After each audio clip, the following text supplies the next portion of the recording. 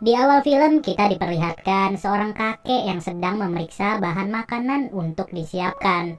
Cara ini merupakan proses untuk menjaga kualitas dari setiap makanan yang akan dihidangkan dalam jumlah besar. Sudah jelas, makanan-makanan yang diproduksi ini akan disiapkan bagi seluruh penghuni penjara. Lalu, seorang pria terbangun dari ketidaksadarannya dan berada di sebuah penjara bersama kakek tua. Tanpa menyapa sama sekali, kakek tua itu tiba-tiba mengucapkan lantai 48. Ia juga berkata kepada pria itu, mulai hari ini kita akan makan makanan yang tersisa dari lantai atas, yang dimana tepat satu lantai di atas mereka adalah lantai 47. Semakin tinggi lantai, maka angkanya akan semakin mengecil. Untuk tingkat paling tinggi, lantainya sendiri memiliki angka 0. Pria yang baru ditempatkan di penjara itu pun langsung melihat ke tengah ruangan dan terdapat lubang yang sangat dalam. Tentu saja, penjara ini tidak hanya berakhir di lantai 48. Di bawah mereka berdua masih banyak tahanan lain yang sedang menunggu makanan datang. Fungsi dari lubang ini adalah sebagai tempat bergerak untuk lift makanan yang datang dari lantai 0. Dari penjelasan singkat ini, pria itu memperkenalkan diri dan berkata bahwa namanya adalah Goreng. Sedangkan si kakek tua yang bersamanya itu bernama Terima Kasih. Setiap lantai di penjara ini hanya ditempati oleh 2 tahanan saja, yang dimana mereka akan bersama selama 1 bulan dan seterusnya jika mereka masih hidup. Goreng yang semakin penasaran pun bertanya kepada Terima Kasih bagaimana cara kerja dari lubang ini. Terima Kasih pun berkata bahwa semakin tinggi tingkat lantai maka akan semakin bagus. Untuk lantai 48 sendiri, itu berada di tengah-tengah dan tidak terlalu buruk untuk menunggu makanan. Kakek Terima Kasih sendiri sudah berbulan-bulan berada di penjara ini. Ia tentu saja sudah mengetahui segala hal yang berkaitan dengan aturan di sini. Ia juga tidak bosan-bosan mengatakan bahwa lantai 48 adalah lantai yang cukup bagus. Saat lampu hijau menyala, itu merupakan pertanda lift makanan dari atas akan turun ke lantai di bawahnya. Bisa kalian lihat sendiri, makanan yang datang tidak terlihat fresh dan hanya merupakan makanan sisa. Kakek Terima Kasih yang sudah lapar tidak segan-segan untuk memakan hidangan tersebut. Sedangkan Goreng memiliki rasa ragu dan tidak yakin untuk mengkonsumsi itu semua. Ia sendiri tidak percaya bagaimana caranya dalam 1 bulan hidup dengan makanan yang sudah dikonsumsi oleh 47 lantai. Dengan kata lain, makanan yang datang ke lantai mereka merupakan bekas makanan dari 94 orang. Untuk waktu menyantap sendiri, setiap lantai hanya memiliki kesempatan 2 menit saja. Goreng yang menahan lapar pun hanya mengambil sebuah apel dari lift makanan. Ia bermaksud menyimpan apel itu untuk dimakan beberapa jam kemudian. Tidak lama dari itu, lift makanan yang berada di lantai mereka mulai turun ke lantai 49. Setelah selesai makan, kakek Terima Kasih malah meludahi lift makanan tersebut. Ia berkata bahwa hal-hal tersebut sudah biasa terjadi di penjara ini. Semakin bawah kamu berada, maka semakin diinjak-injak oleh yang di atas. Tiba-tiba, Goreng merasakan suhu yang bertambah panas secara mendadak. Ia bertanya kepada kakek Terima Kasih, kenapa suhu di ruangan ini berubah menjadi panas. Secara santai, kakek itu menjelaskan bahwa suhu akan berubah menjadi panas atau dingin apabila tahanan menyimpan makanan yang berasal dari lift makanan. Satu-satunya cara untuk membuat suhu menjadi normal adalah dengan membuang makanan itu kembali ke lift makanan. Kemudian, scene berpindah ke proses wawancara yang melibatkan Goreng bersama salah satu pekerja penjara. Dalam perbincangan itu, Goreng dipersilahkan untuk membawa satu benda apapun itu yang akan menemaninya selama di penjara. Dari sekian banyak benda yang bisa ia bawa, Goreng hanya memilih sebuah buku untuk ia baca. Goreng sendiri bisa berada di penjara ini bukanlah karena pembuatan jahat, melainkan ia sengaja masuk ke penjara ini selama 6 bulan untuk mendapatkan gelar diploma terakreditasi. Lalu, kakek Terima Kasih juga berkata bahwa ia berada di sini karena melempar TV dari atas apartemen dan mengenai seorang pesepeda sampai tewas. Tidak lama kemudian, lampu di ruangan penjara itu berubah menjadi merah, yang berarti lift makanan akan kembali ke lantai 0 dengan cepat. Hari demi hari, Goreng sengaja menahan nafsunya untuk tidak memakan makanan sisa. Ia hanya melihat kakek Trimagasi menyantap makanan-makanan itu secara lahap. Setelah itu, Goreng bertanya kepada kakek Trimagasi, ada berapa banyak lantai di dalam penjara ini. Untuk lebih jelasnya, kakek Trimagasi sendiri tidak tahu ada berapa, tapi selama ia berada di sini, ia pernah berada di lantai 132. Dengan tingkat sedalam itu, tidak mungkin ada satupun makanan yang tersisa dari atas. Bisa dibayangkan betapa parahnya tingkat kelaparan yang menimpa para tahanan di bawah. Mendengar hal itu, hati nurani Goreng menjadi tergerak dan ia berinisiatif untuk memberitahu setiap lantai di atas agar menjatahkan makanan setiap harinya. Tapi luar biasanya, kakek Trimagasi tidak memiliki perasaan yang sama seperti Goreng. Ia malah mengencingi lift makanan yang berada di lantai bawah dengan biasa saja. Rasa tidak peduli satu sama lain tentu saja sering terjadi di penjara ini selama berbulan-bulan. Kakek Trimagasi sengaja melakukan hal tersebut karena ia pernah merasakan saat berada di lantai bawah. Hal ini akan menjadi rantai yang tidak akan putus dan berlaku seterusnya. Hebatnya lagi, kakek tua itu sengaja memilih sebuah pisau untuk dibawa ke dalam penjara. Goreng yang terus menahan laparnya makin lama makin tidak tahan dan mulai membiasakan diri untuk makan makanan sisa. Setelah selesai makan, Goreng juga menghabiskan waktunya dengan membaca buku. Ketika itu juga, terlihat satu mayat tahanan yang terjatuh dari lantai atas. Kakek Trimagasi tidak kaget lagi dengan hal itu, dan ia berkata bahwa pemandangan seperti itu sudah sering terjadi di penjara ini.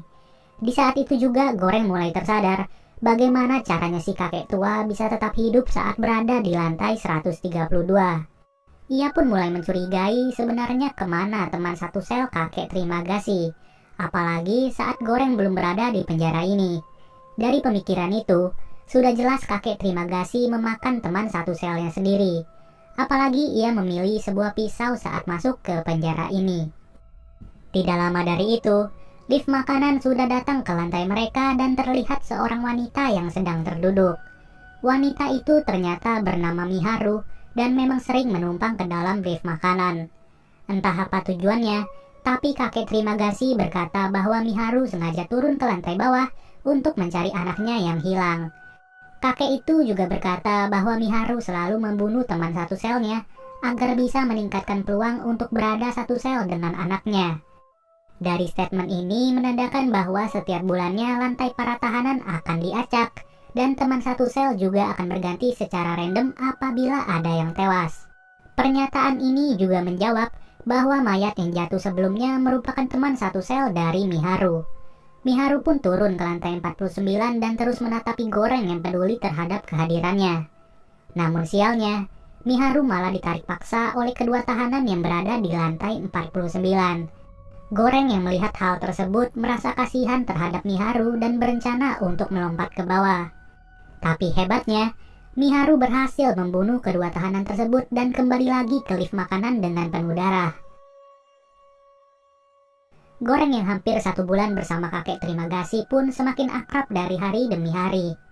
Mereka menghabiskan waktu bersama di penjara dan saling sharing sebisa mungkin. Sampai suatu ketika, di dalam ruangan penjara mulai tercium bau gas yang menandakan mereka sebentar lagi akan tidak sadarkan diri. Di saat itulah lantai penjara dan teman satu sel akan diacak secara random. Intinya sih kalau nggak ada yang tewas di lantai itu, maka teman satu selnya akan tetap sama. Saat esok hari, Goreng terbangun dalam keadaan tubuh yang sudah terikat oleh kain. Tidak diragukan lagi, ternyata ia diikat oleh kakek Trimagasi. Ia sengaja mengikat tubuh Goreng karena bulan ini mereka mendapatkan lantai 171. Tentu saja lantai dengan nomor sebesar ini tidak akan lagi mendapatkan makanan yang tersisa. Kakek Trimagasi mengakui bahwa ia tidak akan sanggup untuk hidup 1 bulan tanpa memakan apapun. Maka dari itu, ia sengaja mengikat tubuh Goreng untuk disantap secara perlahan. Tapi, kakek Trimagasi tidak akan langsung memakan daging Goreng. Ia akan mencoba untuk puasa selama 1 minggu dan 3 minggu kemudian baru pelan-pelan menyayat tubuh Goreng. Si kakek juga berkata, bagian tubuh yang ia sayat bukanlah bagian vital dan tidak akan membuat Goreng tewas. Terlihat juga tahanan lain yang sengaja lompat ke bawah penjara karena mereka putus asa setelah mengetahui di lantai berapa mereka ditempatkan.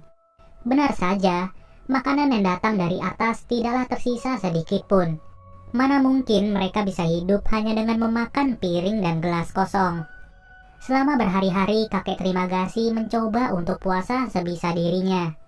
Sedangkan Goreng hanya bisa pasrah menunggu tubuhnya akan disayati oleh si kakek. Perut kakek Trimagasi semakin lama semakin keroncongan, begitu juga dengan Goreng yang tidak memakan dan minum sedikit pun. Tapi kakek Trimagasi sudah tidak tahan dan akan menyantap tubuh Goreng. Sayatan pertama dimulai kakek Trimagasi dengan menyayat daging yang berada di paha Goreng. Secara kebetulan, Miharu yang berada di lift makanan sudah sampai di lantai 171. Miharu yang melihat perilaku kakek Trimagasi langsung menghajarnya dari belakang dan menusuk leher si kakek dengan pisaunya sendiri. Saat itu juga Miharu yang respek kepada Goreng langsung melepaskan ikatannya. Ia juga membiarkan Goreng untuk membalas kemarahannya kepada si kakek Trimagasi. Sudah jelas, si kakek harus tewas secara sadis di lantai 171. Di sisi lain, Goreng yang terlalu lemas langsung pingsan dan tidak sadarkan diri. Beberapa jam kemudian, Goreng mulai tersadar secara perlahan dan melihat Miharu sedang menyantap tubuh kakek Trimagasi. Jujur aja, gua nggak heran sama sekali kalau kebiasaan aneh sudah terjadi di penjara ini.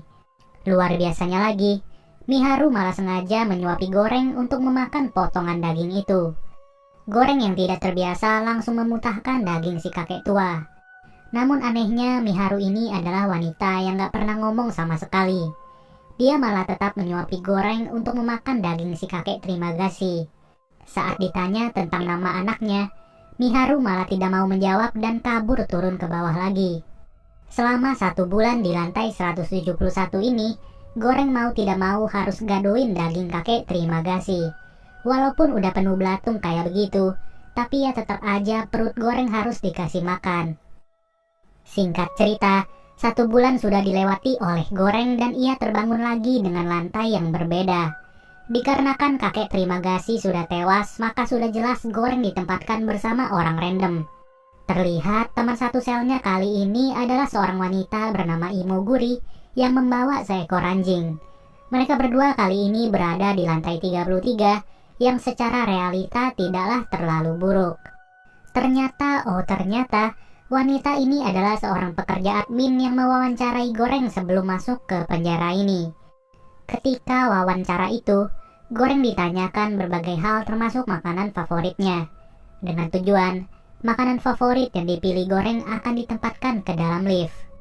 Ia juga bertanya kepada Imoguri, ada berapa orang yang terdapat di penjara ini. Selama 25 tahun Imoguri bekerja di sini, ia mengetahui bahwa lantai di penjara ini kira-kira 200-an lantai. Secara logika, dengan jumlah makanan yang diberikan, tentu saja tidak akan memenuhi kebutuhan 400 orang. Namun, Imoguri tetap memaksa hal itu bisa saja berkecukupan apabila diterapkan sistem solidaritas.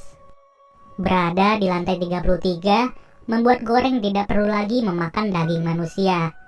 Sedangkan Imoguri malah tetap bersikeras untuk mengatur jatah makanan pada lantai di bawahnya. Ia sengaja membuat makanan yang terpisah menjadi 2 piring dengan harapan tahanan yang berada di lantai bawah akan melakukan perilaku yang sama. Dengan cara itu, Imoguri akan menekankan perilaku solidaritas yang membuat para tahanan kebagian makanan. Imoguri juga memberitahu para tahanan yang ada di lantai 34 untuk menjatahkan makanan secukupnya saja. Akan tetapi, para tahanan itu malah marah-marah dan berkata tidak ada lagi kesempatan untuk makan enak. Mereka juga secara spontan mengatakan akan menghabiskan makanan-makanan ini sepuas-puasnya. Mereka tidak memikirkan bagaimana nasib para tahanan yang tidak beruntung pada bulan ini. Hari demi hari, Imoguri tidak capek-capek untuk memberitahu para tahanan di lantai bawah. Perilaku ini sudah diterapkan oleh Imoguri selama 15 hari di dalam penjara.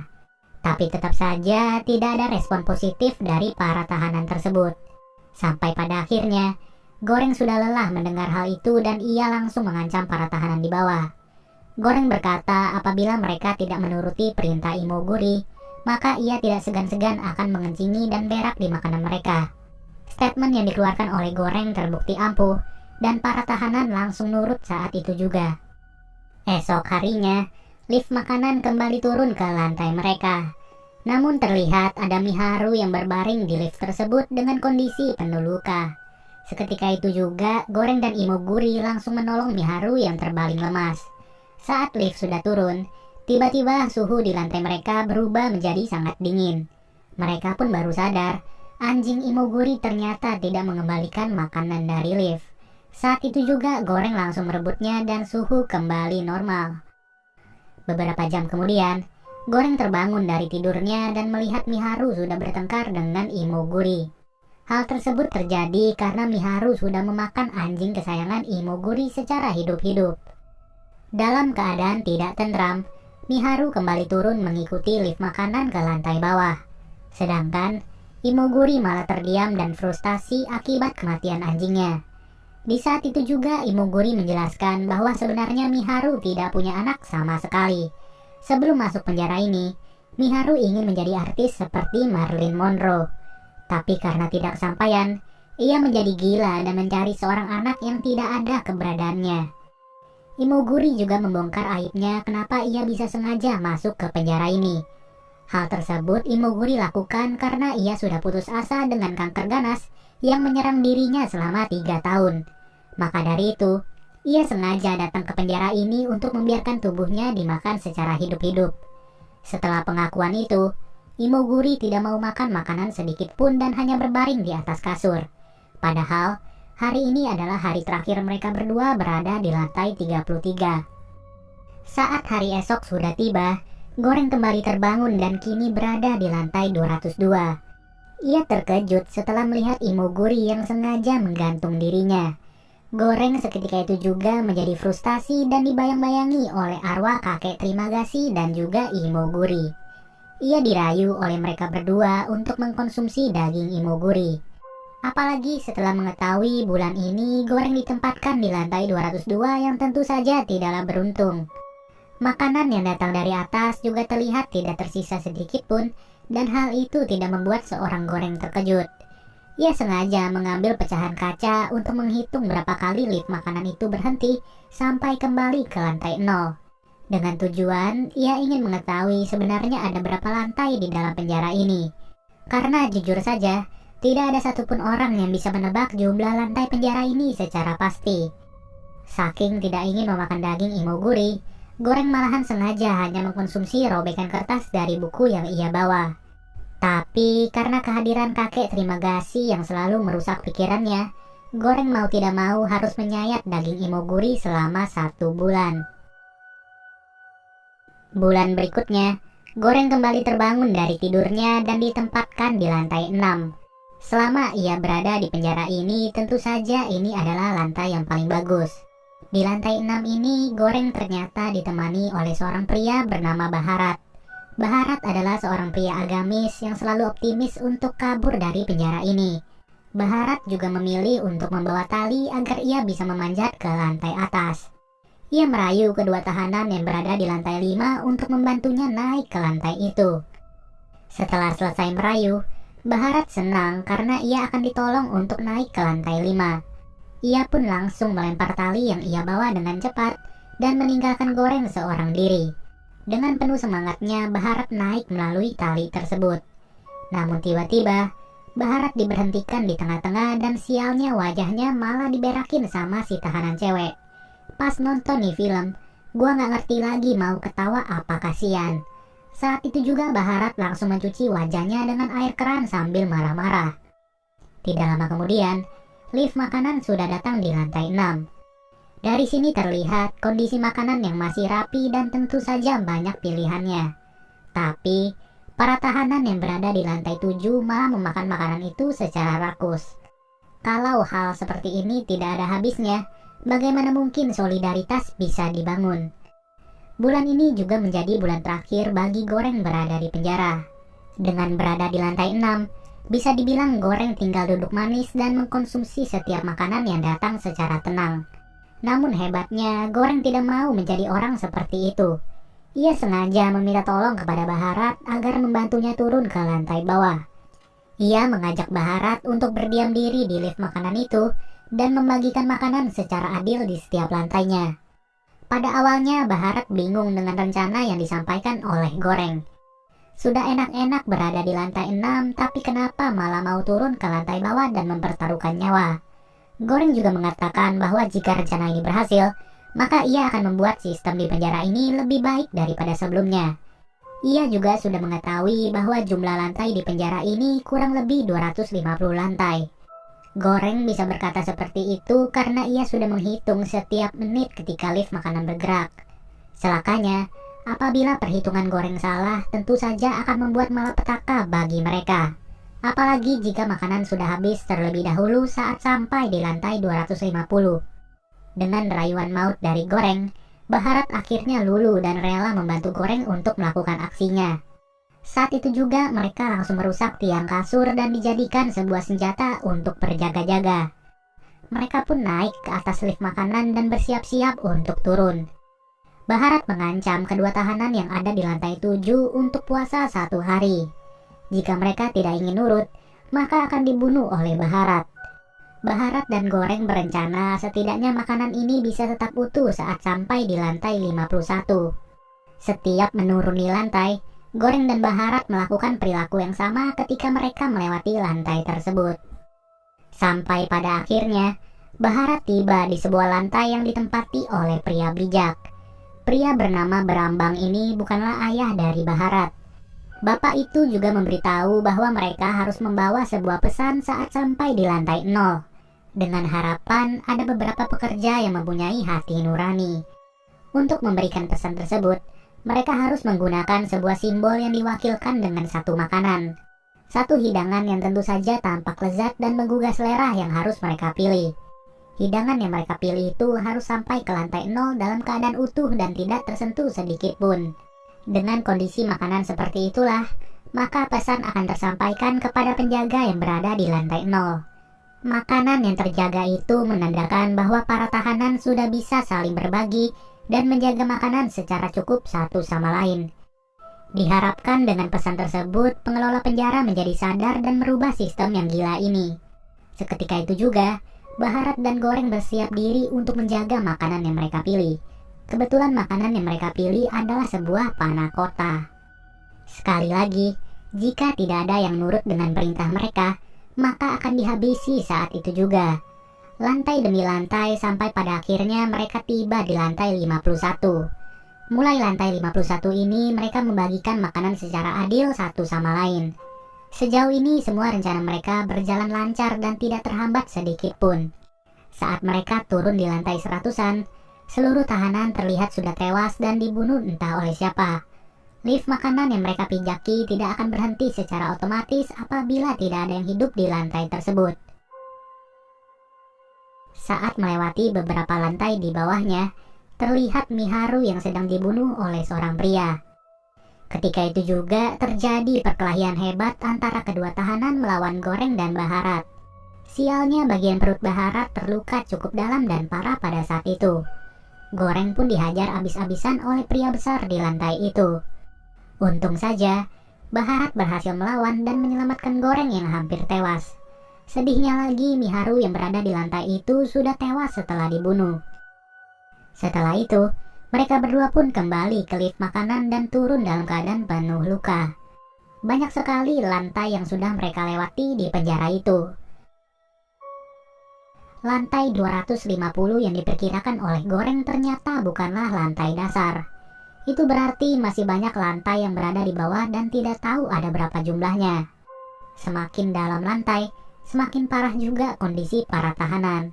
Untung saja makanan yang mereka jaga sampai sekarang masih utuh dan tidak tersentuh. Pada akhirnya, lift makanan itu tiba-tiba berhenti di lantai 333. Mereka bingung kenapa lift makanan berhenti padahal tidak terlihat orang sedikit pun.